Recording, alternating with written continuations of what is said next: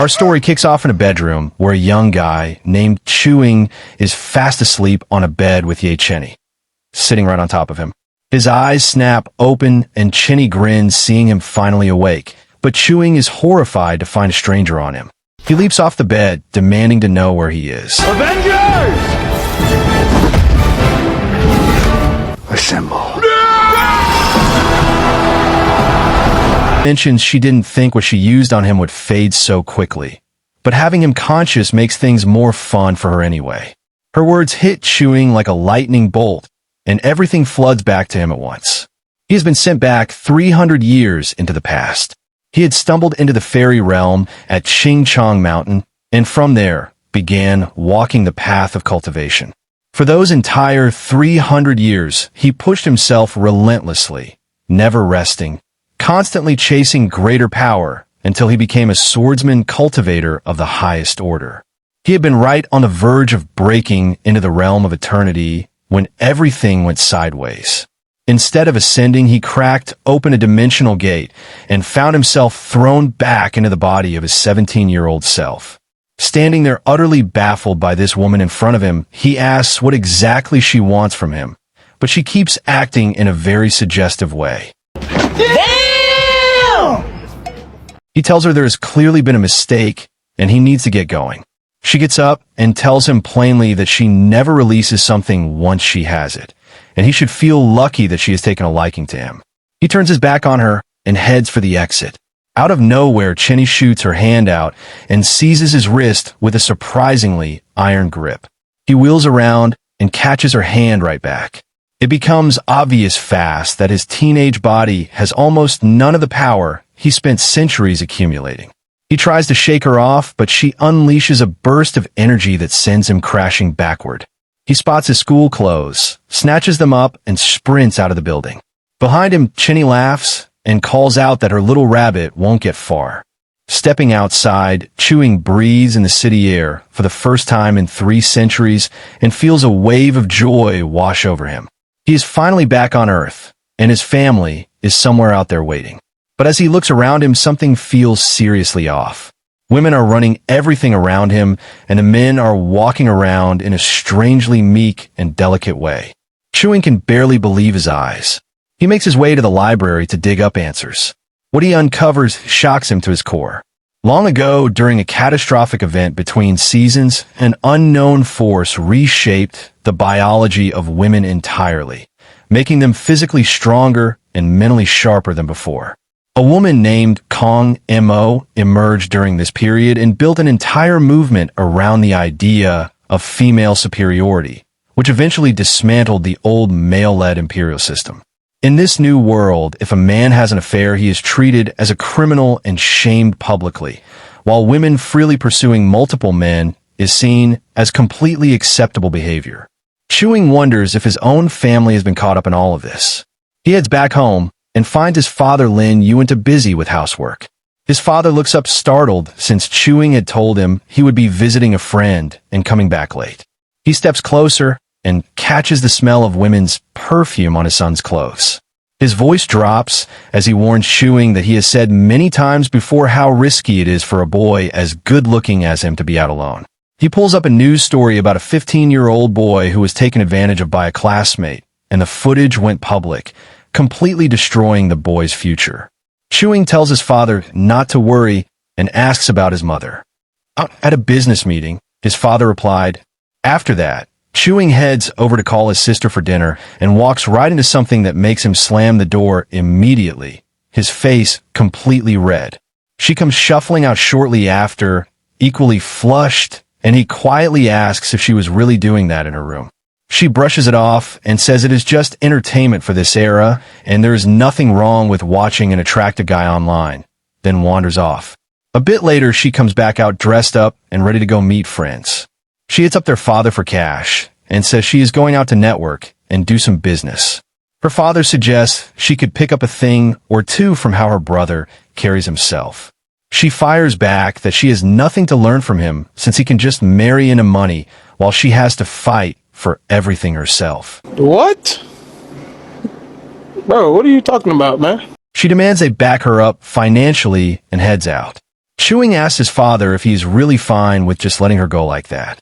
His father sighs and says there is not much he can do since he cannot physically stop her.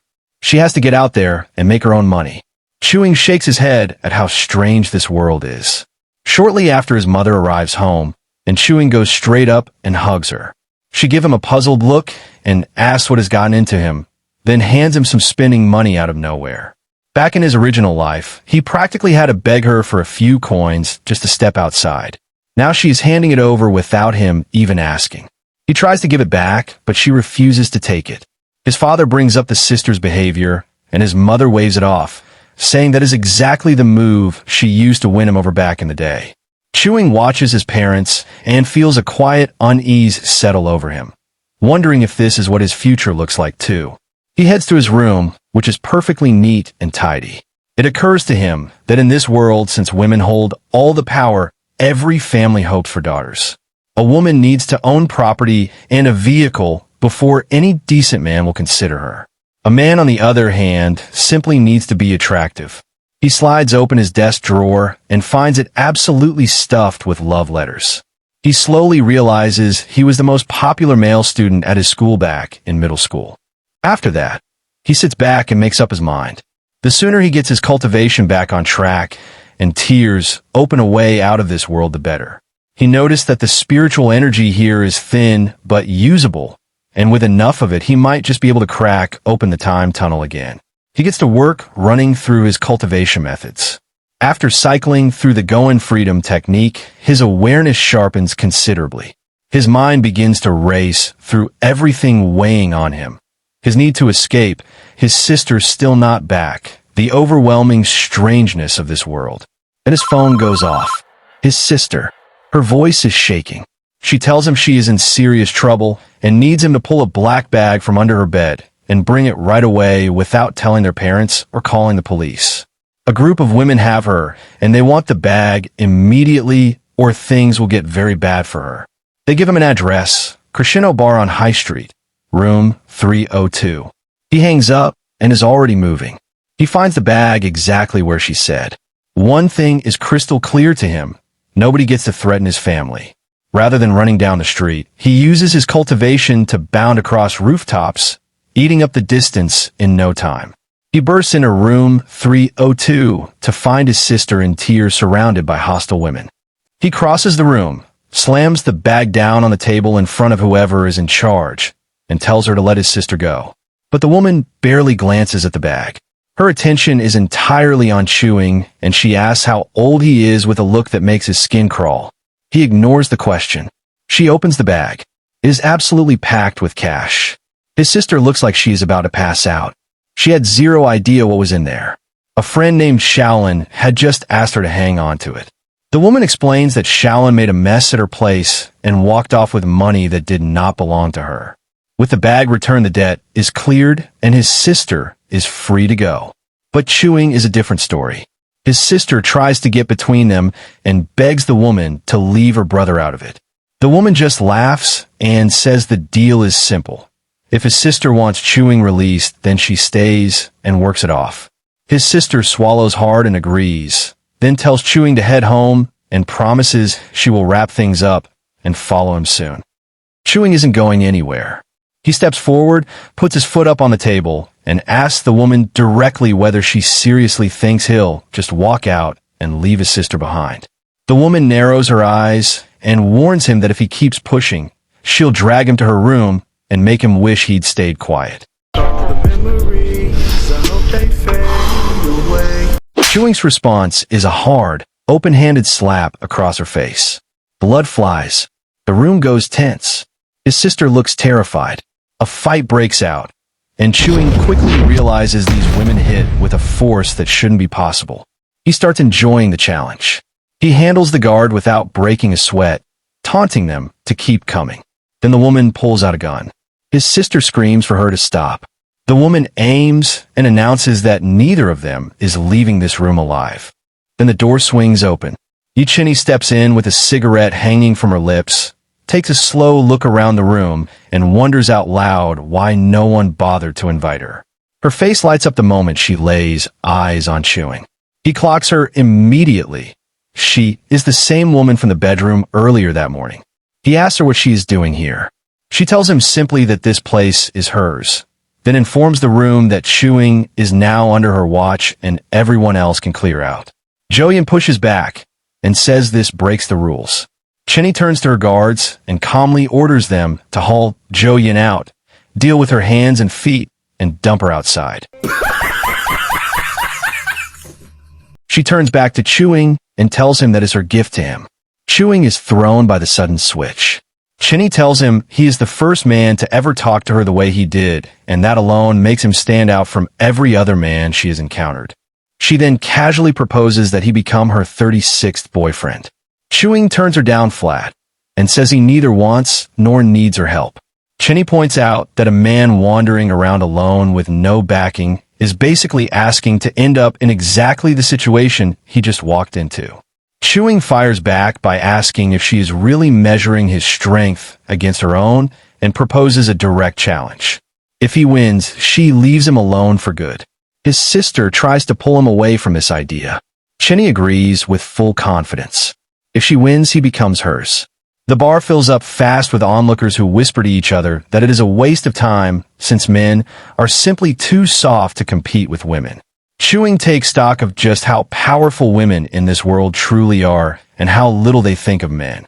Chinny goes in fully intending to crush him and drive the point home. But Chewing is not a man of this world, and he draws on his centuries of built-up power to dismantle her completely. He wins. He turns to Chinny and reminds her not to forget what she agreed to. Then he takes his sister's hand and walks out. The entire bar stands in stunned silence. Chinny watches him go with a complex expression, shaken but completely captivated. One of her people suggests sending someone after him. She stops them and says she has not lost him yet. She calls out to him that a man like him deserves someone to stand beside him, and all he has to do is say the word. Chewing turns around and tells her plainly that men have their own 2 hands and feet and are fully capable of building their own lives. The crowd could not believe what they just heard. Chinny pushes back and explains that history itself shows women as the driving force of civilization and the builders of everything great in this world. Another woman backs her up, saying that while a handful of men appear in the history books, women are the ones who actually shape society. Chewing walks right up to her and says the only truth he knows is that a man who keeps pushing himself forward creates real value, and that is more than enough. Then he walks straight out the door.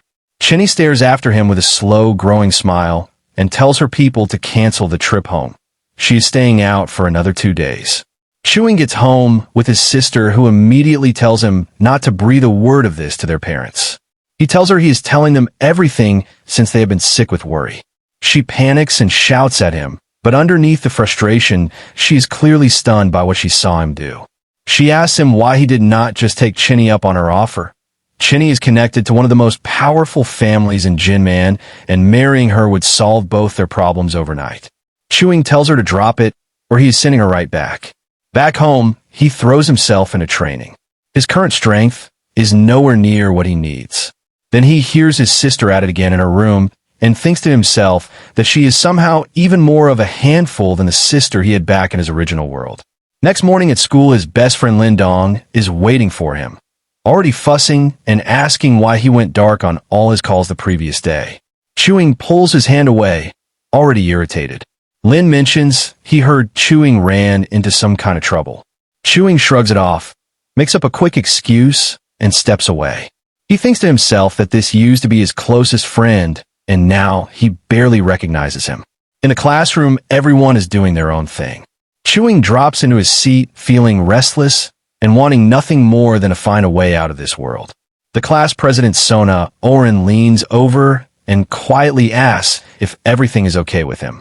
He waves her off and says he just skipped breakfast and is hungry.